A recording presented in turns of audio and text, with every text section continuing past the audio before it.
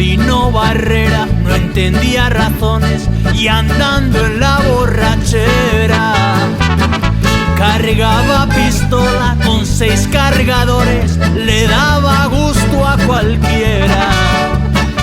Usaba el bigote encuadrabultado, su paño al cuello enredado, calzones de manta, chamarra de cuero, traía colteado el sombrero.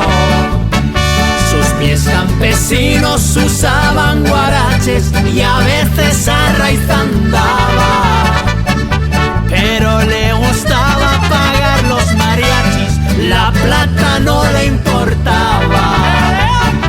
Con una botella de caña en la mano gritaba ¡Viva Zapata!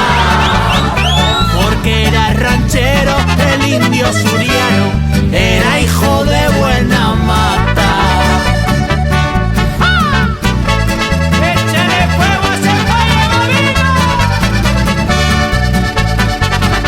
Era alto, bien dado, muy ancho de espaldas, su rostro mal encachado, su negra mirada un aire le daba al buitre de las montañas.